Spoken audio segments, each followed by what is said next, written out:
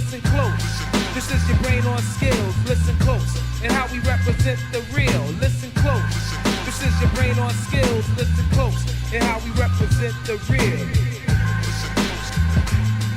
Yeah, definitely represent the 9 to the 5.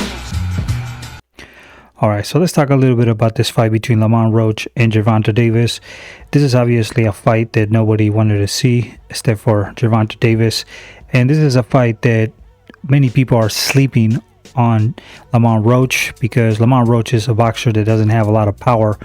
He is a champion in 130 pounds, but he's fighting one of the biggest hitters in 135 pounds and one of the biggest hitters in boxing right now, which is Gervonta Davis, who is a champion as well for the WBA title. And a lot of people, they give a lot of credit to Gervonta Davis, which I don't take any credit from him because he is a good boxer, but I think he's overrated. And one of the reasons why is because in this day and age, a lot of people identify a boxer with his undefeated record, but they're not really looking at the challenges that he actually avoided. And Gervonta Davis could have fought against boxers coming up like Gary Russell Jr. He could have fought against Tevin Farmer. He could have fought against Vasily Lomachenko in 130 pounds.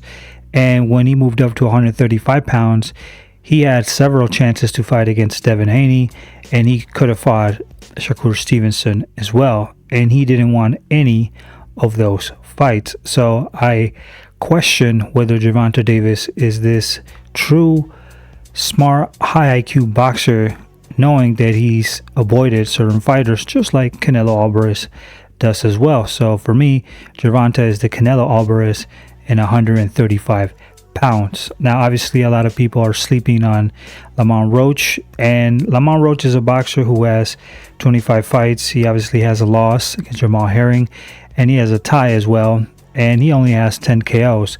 So he has to really rely on his low power in order to beat a boxer like Gervonta Davis.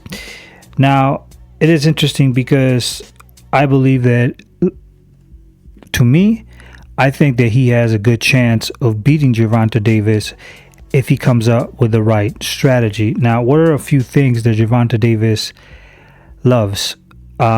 Brawlers. He likes people who come forward at him. He likes people who he knows that he can counter, right? And that's one of the main reasons why he never wanted to fight Devin Haney or Shakur Stevenson, because he fears the jab. He fears the clinch. He knows that those mechanisms can deactivate his game plan. And that's, in fact, one of the reasons why he doesn't like boxers of the caliber of a Floyd Mayweather Jr. So when we look at Gervonta Davis and his qualities, he is a boxer who gets hit a lot. He is a boxer whose defense is decent, but nothing out of the extraordinary. When he fought Hector Luis Garcia, or when he fought even Ronda Romero, he was getting hit a lot more than a boxer who is defensively responsible. So I think that Gervonta Davis is a good boxer, but what stands out, in my opinion, is his power. That's really what makes him who he is. If you take away his power, I don't think he's that great of a boxer. Okay. Now, in boxing history, we've seen boxers like Ernie Shavers being beat, which Ernie Shavers has one of the greatest KO ratios in boxing history, by boxers like Stan Johnson, who actually beat him and had actually almost the same amount of fights that Lamont Roach had with 10 KOs. And these things happen. We just saw it previously with Jaime Mujia fighting against Surase when he got knocked out by a boxer who had a low KO ratio. So these things happen, and it can happen to Gervonta Davis as well. Now people say, well, Jimmy, come on, let's be realistic. Gervonta Davis picks his opponents, and he knows he's going to beat Lamont Roach. To that, I would say, yeah, but every once in a while, that duck or that cherry pick, let's put it that way, can go very sour, okay? We saw it with Tyson when he fought against Buster Douglas. That was sour, okay? These things happen, and I think that everybody's sleeping on Lamont Roach could actually benefit Lamont Roach, because if Gervonta Davis comes over confident in this fight, I think he could lose it. Now, Lamont Roach's profile as a boxer, I don't think he is like an extraordinary boxer. I don't think he is like, how would I put it? I think he's just good at every department. Like, he's good at every department. He's not like extraordinary at anything, but he's just good at every department. Defensively, I've seen him move his head and move his bend his just bend his torso to slip punches. I mean, I've seen all sorts of things with him. He can use the clinch too. He knows how to counter well. He's a good counter boxer.